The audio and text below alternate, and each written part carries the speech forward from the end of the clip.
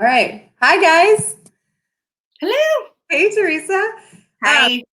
Welcome to our second Facebook Live with Center for Discovery. My name is Stephanie Figaro, and I do the clinical outreach for Center for Discovery eating disorder programs and Discovery mood and anxiety mental health programs. So this series is going to be fantastic, just to let you know. Can I brag myself? Yeah. No, but I'm so excited because we have these incredible therapists and dietitians that work with us, and they live it. You guys live it every single day.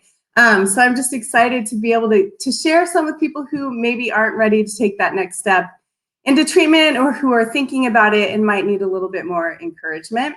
Yeah. No, thank you so much for having me. This is fun. I appreciate it. So tell us about you. So yeah, my name's Theresa. I'm a dietitian working in eating disorders.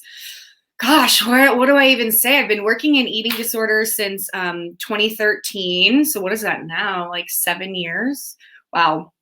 And, it's kind of a funny story how I kind of landed here. And I have done all of my dietetic career with Center for Discovery. So kind of speaks to Center for Discovery a little bit, which I love so much. But yeah, so in 2013, I was going to school at San Diego State University, and a job position popped up for like a diet tech at one of our residential facilities. And I had no idea what an eating disorder was. I was like, okay, whatever. Diet tech will look good on my resume. Let's just do this. And then I showed up and I was like, wow, where am I? And, it was a beautiful home. And obviously you can tell there was therapeutic work being done. And so, yeah, the dietitian interviewed me and she was like, okay, Theresa, what's your personal nutrition philosophy? And I'll be honest with you, I didn't really have like an answer. And so I kind of just said like, I like food and all of it. And like, oh, you're perfect for eating disorders. And I was like, great. And so flash forward 7 years, here I am. So now I am the National Operations Advisor and Dietary Trainer for the Eating Disorder Division at Center for Discovery. And then I also do have a small private practice in San Diego, California, where I also treat disordered eating. So I've been around just for a little bit. Yeah. Well, and so this is what I love about you. I mean, I love Theresa. We've just bonded like immediately. So one of my favorite things, and I tell you this all the time. So Theresa is, I always say she's like 12. She's younger, and she is a go-getter. I mean, you are so fearless. And whenever I'm around you, I have the courage to try new things like this. I think about it, it can be done perfectly imperfect. And you're one of my inspirations. And I want to thank you so much. And, she's so awesome. We have these ideas to do presentations. So I asked her, can you and our pediatrician present to primary care physicians? And that can be a little scary on how to identify eating disorders. And you're like, sure, where do I go? How do I show up? And she just goes and she takes over, and it's phenomenal. So I hope she inspires you guys. I know she will. And you'll just get more with these Facebook Lives. All right. So we ready for the topic? Yes. Good one. Okay. Navigating the dynamics of food and social distancing. All right. First question. What considerations should those struggling with an eating disorder have right now when it comes to obtaining enough food for their meal plan and/or dietary goals? Such a good question, and so necessary, like so necessary. I think right now I hear a lot of narratives that our clients diagnosed with eating disorders are struggling with, which is this narrative of like, I don't need all this food, someone else needs it more than me.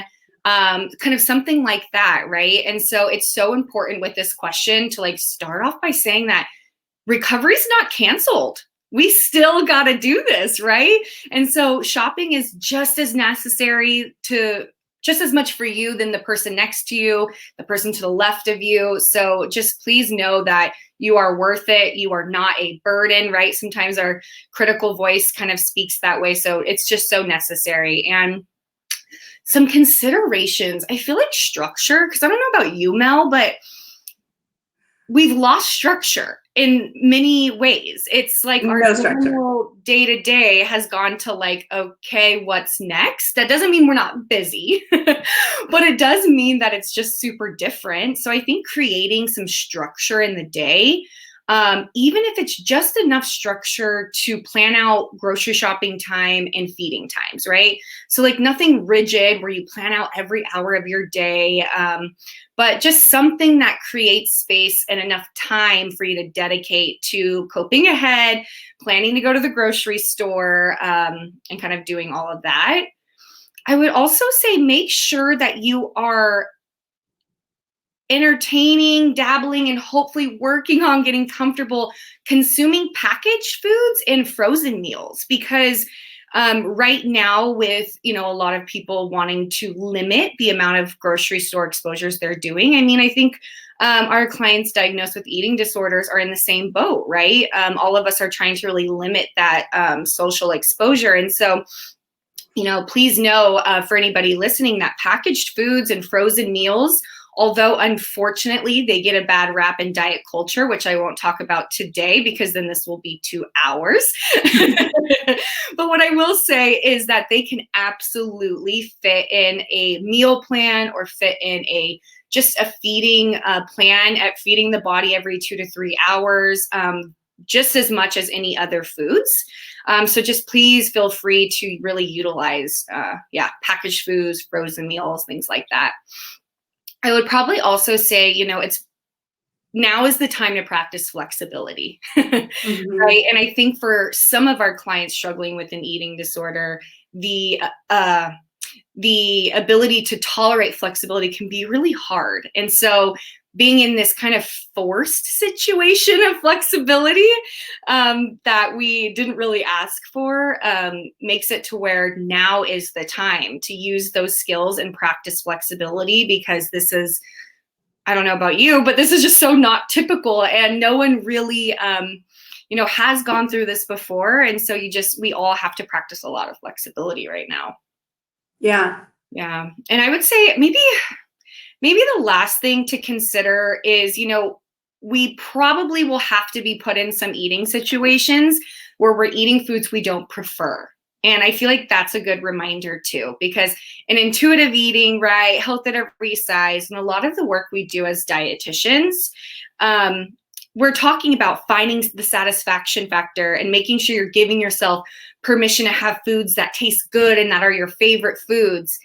And with that said, during this time, those favorite foods or preferred foods may not be available in your grocery store, right? And so we have to kind of sit in that discomfort of knowing that maybe not every meal or snack is going to be the bomb.com. And that's okay, because this is kind of our reality right now. And we've got another meal and snack in 2 to 3 hours where we can, have something else. So yeah, I think those would be the biggest considerations I would encourage. Yeah, no, I absolutely love that. I think structure is really important, and the structure and the flexibility. And I think just having permission to be in a home with food, like being in the home, right? Do you think our clients are struggling with that? Just always constantly being right there in their mind and their thoughts. Right. And they, our clients might even have more food in the home than they're used to, rightfully so, because of trying to limit that exposure. And so, just please, which I'm sure we'll talk about in just a second, but yeah, please reach out. Yes. I'll give you my email address, and we have another thing that can help you guys stay connected. I'm going to ask you your second question.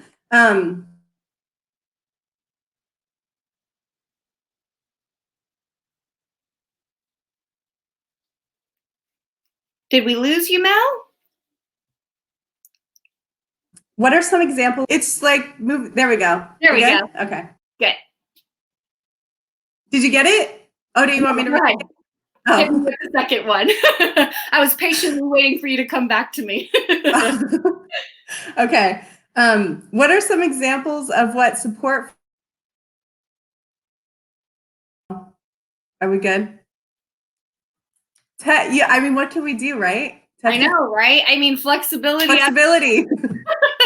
Practice what we preach. Yeah, seriously. All right, let's try this again. What are some examples of what support for an eating disorder can look like right now while practicing social distancing? Yeah.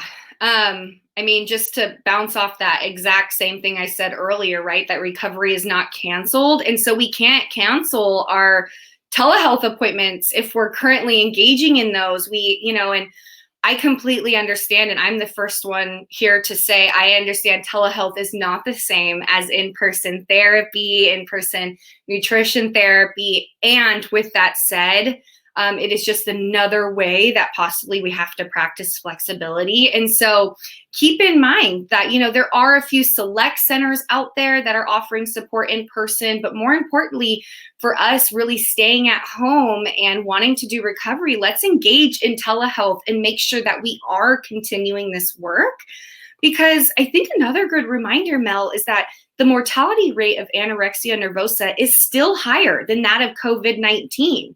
And so it's super important to remember that, this is still something that we need to treat head on right now and tomorrow and a year from now and 5 years from now. So we can't stop now. So please, reach out, whether it be to us here in this platform, Center for Discovery as a whole. We do those free assessments, which I'm sure, Mel, you can talk about, and just really, really reach out to the providers in your area and see who you can potentially get linked up to. And I'm proud to say that a lot of clinicians right now during this time are offering sliding scales and a little bit more flexibility with prices in order to make sure that those struggling with an eating disorder get support now, not tomorrow, not later when this passes, but now. Yeah, I know it really makes a huge difference. And I know it's so much harder to do than to say, but it's even just taking that next step without even like thinking about it, taking that chance. And we actually have our support and recovery groups. So there are virtual support groups. And so we're offering those for people struggling with eating disorders, mental health, we're for loved ones, and then for providers. So clinicians that might be struggling, because you guys are going this just the same as, people who are struggling with an eating illness, trying to figure out this virtual thing and impactful with your clients. So I will put that information on my post, and you guys can email me. I always say I'm in San Diego, but I'm the San Diego Connection Guru. I've personally dubbed myself that. My own self-title. I know, right? I'm like making it stuck because I say it so much. But if you guys need help, I know clinicians all over the country. And so I can help connect you with people who I know will be, a good fit or who have experience, especially with eating disorders. You need to make sure that they have specific training. So this was awesome. I can't wait to have you on again. Yes, thank you so much. What do you know what I'm talking about next? Let's get them excited. What's next? Do we know? I don't have your title, but I know what it is. I don't have the exact title, but it's exposure response prevention. That's like my jam, my favorite. Yeah. So guys, and doing it while we're, at home, stuck at home. This is going to be helpful. Yeah. For sure. I think you can still work on your recovery. Yes. Yeah. It's a great one. We actually have our next Facebook Live is on April 20th from 11:15 to 11:30. And that's Crystal. She was in our first Facebook Live, John. And it's intuitive eating and intuitive movement, self-care in quarantine. So that's a pretty good one. That's going to be really good, because I feel like the topic of movement is sometimes lost with an eating disorder treatment for some. And so that's going to be really exciting to kind of hear a therapist speak to that a little bit for everybody. Yeah, I agree. And so lastly, you guys, you don't have to do anything you don't want, but I want to is watch our first Facebook Live, because I talked about the starfish story. How good is the starfish story? It's right? Good. It's pretty good. Yeah. And so we're doing this campaign, and this is one thing you can do today. Email me and I'll send you a couple motivational cards to give to somebody else to make a difference in their life. So it's like the last 3 minutes of the Facebook Live is about the starfish story. So I hope you guys watch it. And Theresa, we will see you soon. Maybe we should just do this every day. Yes, let's just do it. Yeah. I'm excited. Thanks so much for having me. Yeah, thank you. All right, you guys have a wonderful day. Thank you so much. Bye.